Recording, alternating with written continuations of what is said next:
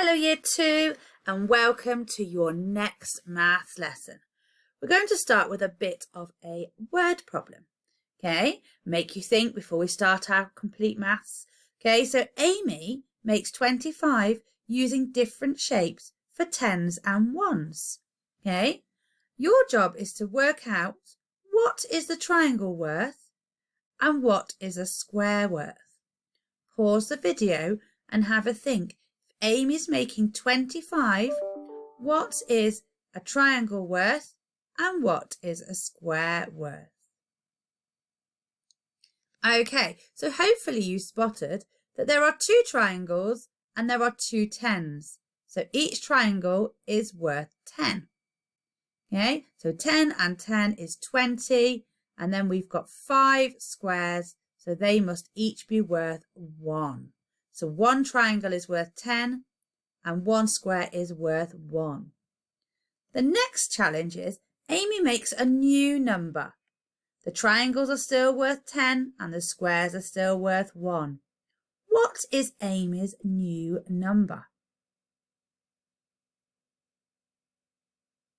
Okay, well done if you said it was 34 because we've got 3 tens and 4 ones, so it's 34. Pause the video and have a go at writing your own or drawing your own number using the same amount. So a triangle is worth 10 and a square is worth 1. See if somebody else, maybe a grown-up or a sibling, can work out what your number is. Okay, so we're going to carry on with our work on money. So what do these words mean? What does amount mean? What does cost mean? And what does change mean? Pause the video and have a discussion about what each of those different words mean. Okay, so the amount is the amount of money, say, that you're spending. So if I'm spending 40p, the amount that I'm spending is 40. Okay, the cost, and that means how much something costs if you're buying something in a shop. Okay, so if I'm going to buy an apple that's 10p, it costs 10p. Change, and that's the money that you get back when you've bought something. Okay, let's see. So today we're going to be finding change. I know some of you have already had a go at this.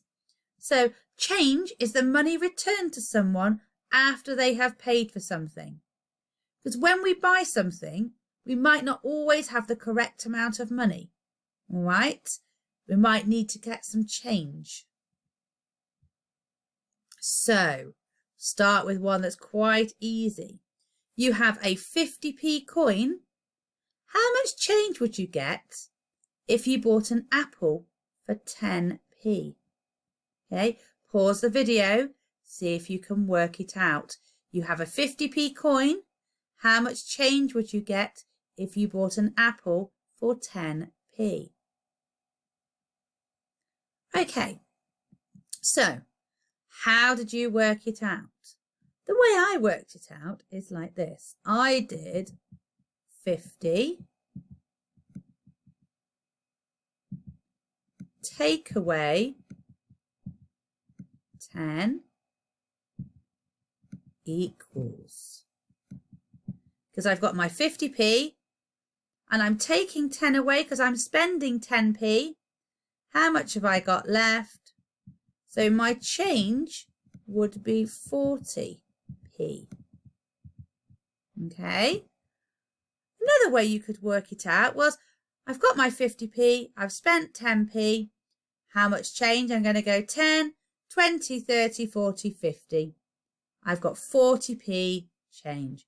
So you can do an add or a subtraction to work it out. Okay, pause the video. Have a go at this one.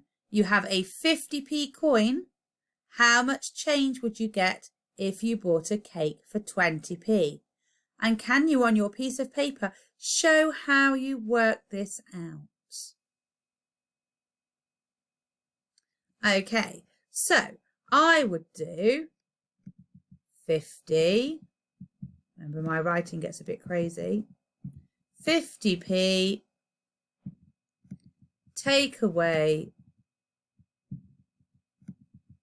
20p equals, and then I would put 50 in my head and count back 20, 40, 30. So I would have 30p change.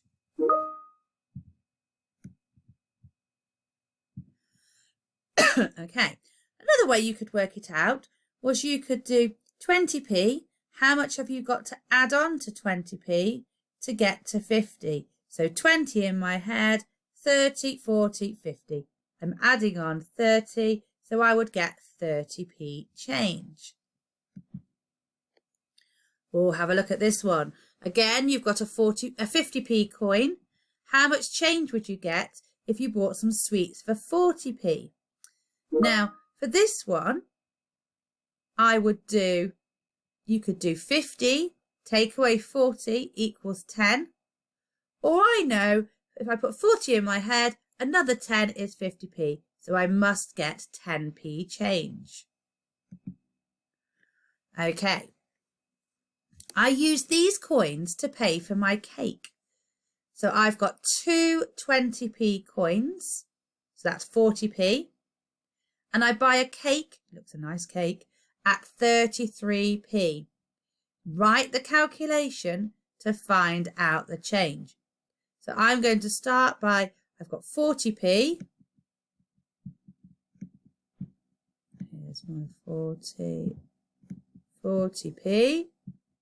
I'm going to take away, because I'm spending 33p. Okay, and how much change would I have?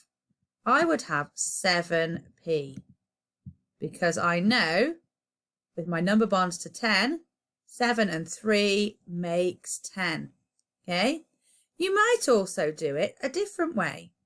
You might also have 33 plus something equals 40. Okay? Because your cake costs 30p, how much change will you get? Because you paid with 40, and it would be 7. It will give you exactly the same answer. So you need to decide on which way is easier for you. I would say probably when we're just starting to learn about change, the takeaway is easier. But some people might find it easier to do it the other way. Okay, I use these coins to pay for my croissant. You've got 20, 40, 60, 80p, and your croissant is 70p. Pause the video and have a go at writing the calculation to find the change. Okay, so I'm going to have my 80p. Don't forget to put our P sign. Take away, and I'm spending 70p. And I know that equals 10p. So if I give that money to the shopkeeper, they would give me 10p change.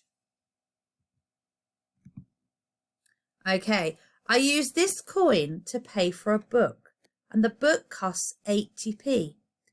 How much change should I get?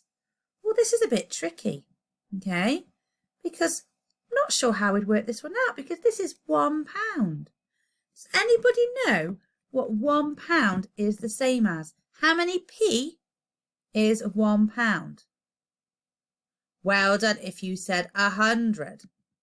So we would have 100 take away 80 equals.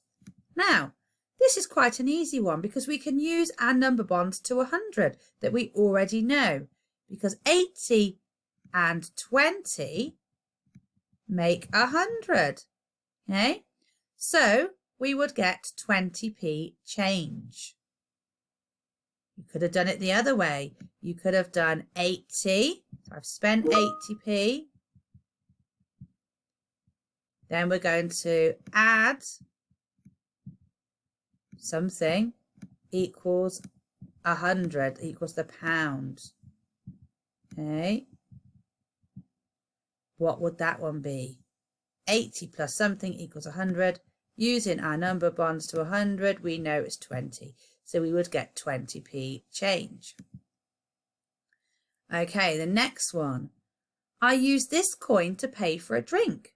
So again, it's the £1, so 100p. And I buy a drink that costs me 60p. So using our number bonds to 100, we know that 60 plus 40 equals 100. So we would get 40p change. Have a look at this one. Now, this is where it's really important that we read the question really, really carefully. So it says, Zach has this much money. He buys something for 72p. How much change should he get? Okay, pause the video and see if you can work that out. Okay, if you were really, really clever, you will realise that actually Zach has got 70p. It says he buys something for 72p. Can he do that? No, he can't buy it because he hasn't got enough money. So he won't get any change because he cannot even buy it in the first place. Sometimes when you're looking at some word problems in school, they will give you a word problem like this just to try and catch you out. But I know that we won't be caught out by it because we are really good at reading the question. Okay, so now you have got your activity and there are some word problems. There are some easy word problems and there are some harder word problems. So with your grown-up, decide which word problems will be the best for you. Okay, don't panic and think, oh my goodness, I must do the hard word problems if you find maths tricky. If you find maths tricky, you do the easier word problems, okay? And then there are some challenges if you complete them. Have a great time. Bye for now.